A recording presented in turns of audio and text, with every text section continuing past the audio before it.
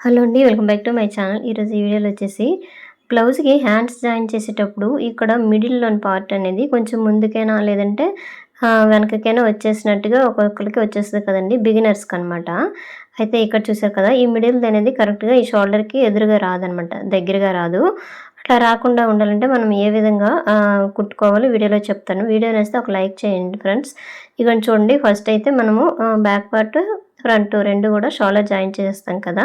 Join చేసాక ఏం చేస్తారంటే ఈ బ్లౌజ్ హ్యాండ్స్ తీసేసుకోండి. హ్యాండ్స్ తీసుకున్నప్పుడు ఆల్రెడీ మనం మిడిల్‌లోనే కట్ చేసి పెట్టేసుకుంటాంలెండి చిన్న కట్స్.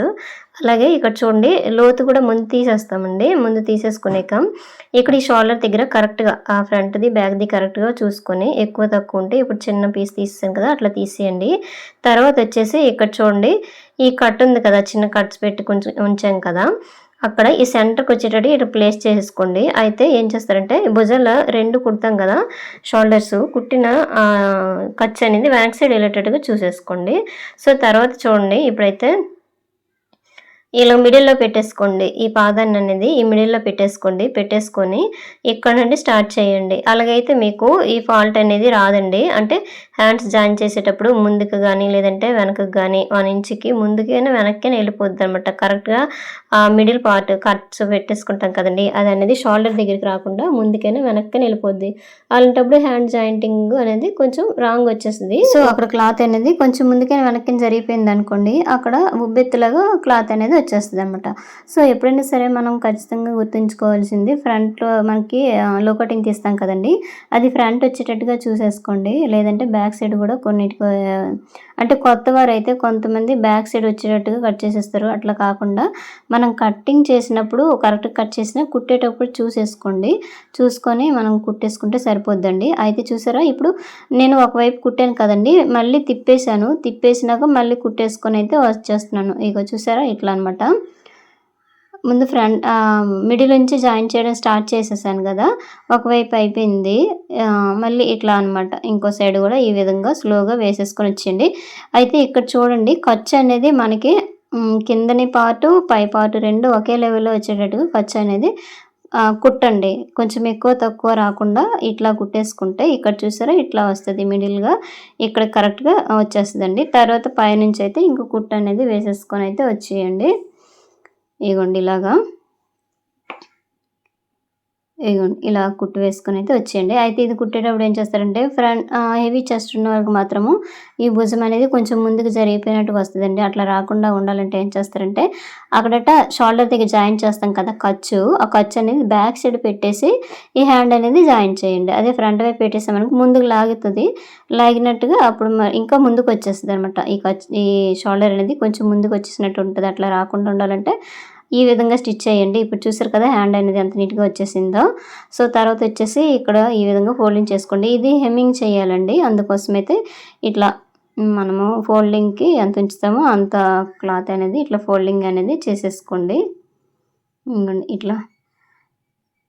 చూసారు కదా, ఒకవైపుతే హ్యాండ్ అనేది జాయిన్ చేసేసాను. ఇప్పుడు రెండో సైడ్ చేస్తాను చూడండి. మళ్ళీ మీకు బాగా క్లారిటీగా అర్థమవుతుంది. సో, కరెక్ట్‌గా ఇట్లా పెట్టేసుకున్నారు కదా, షోల్డర్ జాయిన్ చేసేసారు కదా! ఇక్కడ చూడండి, ఎక్కువ క్లాత్ కొంచెం జస్ట్ చిన్నది ఉంది కదా, ఇది తీసేయండి. ఇది తీయకుండా మనం కుట్టేసామనుకోండి, అక్కడ కూడా తేడా వచ్చేస్తదనమాట. కరెక్ట్‌గా పెట్టేసుకోండి. ఈ హ్యాండ్ తీసేసుకోండి. ఈ ఒక హ్యాండ్ అనేది చూసారు కదా, ఫ్రంట్ వైపు ఇందాక షేప్ అనేది అంటే లో కటింగ్ ఫ్రంట్ వైపు వచ్చేటట్టుగా పెట్టేసుకొని ఈ మిడిల్ నుంచి స్టార్ట్ చేయండి. ఈ థ్రెడ్ ఊడిపోయింది. అయితే ఇక్కడ మిడిల్ నుంచి స్టార్ట్ చేసాక ఇలా కుట్టు వేసుకొని అయితే వచ్చేయండి. ఇలాగా మనకి ఖర్చు ఎంత ఉంచుతామో అంతవరకు. ఇగో చూసారా, అదే పఫ్ హ్యాండ్స్ పెడితే మాత్రం ఇట్లా కాదండి. పఫ్ హ్యాండ్ చూసేసుకోవాలి దాన్ని బట్టి. ఇగోండి ఇంకొక టైపు ఈ విధంగా కూడా కుడతారనమాట. మిడిల్ నుంచి చూసేసుకొని ఇక్కడ నుంచి కూడా ఇట్లా కుడతారు. కుట్టిన కొంతమందికి వచ్చేస్తదండి. బిగినర్స్‌కి అయితే అది అంతగా రాదు. అంటే ఈ మిడిల్ దగ్గర కట్ అనేది షోల్డర్ కొంచెం ముందుగానైనా వచ్చేస్తది, లేదంటే వెనక సైడ్ అయినా వెళ్ళిపోద్ది. అలా కాకుండా మీకు ఖచ్చితంగా కరెక్ట్‌గా రావాలంటే ఇట్లా పెట్టేసుకొని అయితే వచ్చేయండి. డైలీ కుట్టే వాళ్ళకైతే అలవాటు అయిపోద్దండి. స్టార్టింగ్ నుంచి పెట్టేసుకొని అయితే మిడిల్‌కి కరెక్ట్‌గా వచ్చేటట్టుగా చూసేసుకొని కుట్టేస్తారు. కొత్తవారైతే ఈ మిడిల్ నుంచి స్టార్ట్ చేయండి. అలాగైతే కరెక్ట్‌గా వచ్చేస్తదండి. ఈ చివర కొంచెం క్లాత్ మిగిలినా పర్వాలేదు. అది సైడ్ జాయింట్‌లోకి వెళ్ళిపోద్ది. ఎక్స్ట్రా ఉంటే తీసేస్తామనమాట. లేదంటే కరెక్ట్‌గా సరిపోద్ది. ఒకవేళ ఖర్చు ఎక్కువ తక్కువ పెట్టేసుకున్నా సరే మనకి హ్యాండ్ అనేది సెంటర్‌కి వచ్చేసరికి కరెక్ట్‌గా వచ్చేస్తది కదా! ఈ సైడ్ జాయింట్‌కి వచ్చేసరికి మాత్రం కొంచెం అక్కడట ఎక్కువ క్లాత్‌ని తీసేయవచ్చనమాట. సో, చూడండి మళ్ళీ సేమ్ ఇదే విధంగా పైనుంచయితే ఒక కుట్టు అనేది వేసేసుకొని వచ్చేయండి. ఇగోండి. హ్యాండ్స్ జాయిన్ చేసేటప్పుడు ఈ చివర, ఆ చివర కొంచెం క్లాతు బ్యాక్ పార్ట్‌లో మిగిలిన ఉంచేయండి. అదేం ప్రాబ్లమ్ లేదు. కానీ ఈ మిడిల్ దగ్గర మాత్రం ఇట్లా వచ్చేటట్టుగా జాయిన్ చేసేసుకోండి. ఇక్కడంటే హైట్ ఒకవేళ జాయింటింగ్ రాంగ్ చేశారనుకోండి, హ్యాండ్ హైట్ కూడా తగ్గిపోద్ది. మళ్ళీ అక్కడట ఇట్లా మడతలాగా వచ్చేస్తది. కొంచెం ఉబ్బెత్తులా క్లాత్ కూడా వచ్చేస్తదండి.